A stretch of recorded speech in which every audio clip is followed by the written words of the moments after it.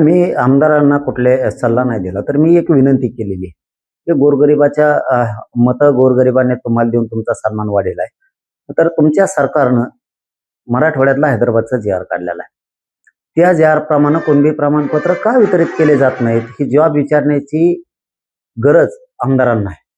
आमदारांना विचारलं पाहिजे. तहसीलदार असतील, कलेक्टर असतील, खासदार असतील, त्यांचे मंत्री असतील, की आम्ही गोरगरीब मराठी आम्हाला मतदान करतात.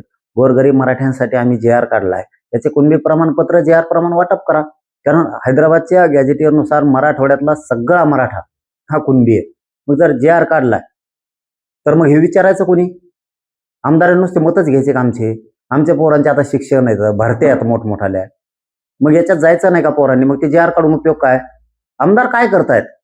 हे त्यांना विनंती केली की तुम्ही आता तरी किमान सगळ्या आमदारांनी महाराष्ट्रातल्या, मराठवाड्यासह महाराष्ट्रातल्या आमदारांनी काय करावं, की ज्या नोंदी सापडल्यात ते कुणबी प्रमाणपत्र द्या, त्यांच्या व्हॅलिडिटी द्या, हे सांगितलं पाहिजे. गोरगरीब मराठा मतदार आहे आमचा, आम्हाला मतदान करतोय, त्यांच्या पोरांना आयुष्यासाठी आरक्षण लागतंय, ते त्यांचे कुणबी प्रमाणपत्र आणि व्हॅलिडिटी द्या, हे महाराष्ट्रातल्या आमदारांनी बोलायला पाहिजे. आणि मराठवाड्यातल्या सगळ्या पक्षातल्या आमदारांनी विशेष करून त्यांनी असं सांगितलं पाहिजे की ही गोरगरीब मतदार आमचा आहे, आम्हाला गोरगरीब मराठा मोठा व्हावा वाटतो, त्यांचे गरिबाचे लेकरं मोठे व्हावं वाटतात, म्हणून आमच्या सरकारनं जे-आर काढलाय हैदराबाद गॅझेटियरचा. त्या गॅझेटियरनुसार तुम्ही प्रमाणपत्र मराठ्यांना द्या, हे आमदारांनी सांगितलं पाहिजे. नाही सांगितलं तर 2019ला पाडून टाकणार आहेत लोक. लक्षात ठेवणार आहेत की ह्या आमदारांना एक सुद्धा आपल्याला प्रमाणपत्र निघू दिलं नाही, सहकार्य केलं नाही. आमदारांनी मजा बघितली. त्यांच्या सरकारनं म्हणजे त्यांच्याच मुख्यमंत्र्यांनी जे-आर काढलाय, त्यांच्याच विखे पाटलांनी जे-आर काढलाय, पण स्थानिक आमदारांनी लक्षच दिलं नाही.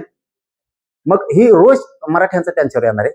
आणि मराठा समाजालाही माझं आव्हान आहे की आपण आपल्या आमदाराला म्हणा ना, की तुमच्या सरकारनं जे-आर काढलाय त्याप्रमाणे कोणी प्रमाणपत्र का देत नाहीत आम्हाला?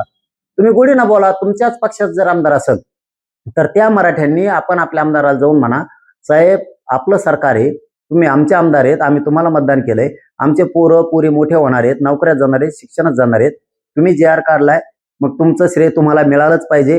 पण आम्हाला तहसीलदार, एसडीएम आणि कलेक्टर किंवा ते सामाजिक न्याय विभागाचे असणारे अधिकारी व्हॅलिडिटी प्रमाणपत्र देत नाहीये, द्यायचे सांगा. हे मराठ्यांनी सुद्धा त्यांना बोललं पाहिजे. नुसतं त्यांना मतदान करायचं आणि मोठं करायचं आणि आपल्या लेकरा बाळा टायमाला त्यांनी मदत नाही करायची. मराठ्यांनी इतकं पण गप नाही बसलं पाहिजे. कारण मी तिळतिळ तुटतोय, तळतळ करतोय, रात्रंदिवस लढतोय मराठी मोठे व्हावेत म्हणून. गरीब मराठ्यांचं कल्याण व्हावं, त्यांच्या लेकरा बाळाला त्रास होऊ नये, त्यांच्या लेकरा बाळाचं आयुष्य खराब होऊ नये, भविष्य त्यांचं खराब होऊ नये, अस्तित्व टिकलं पाहिजे, आपले लेकरबाळ मोठे झाले पाहिजे. या भूमिकेत मी काम करतोय. रातपाट काम करून मी एवढं शत्रुत्व अंगावरती समाजाच्या आरक्षणासाठी घेतलंय. मग समाजाने एक आमदाराला प्रश्न विचारला पाहिजे ना, की आमचे प्रमाणपत्र द्या.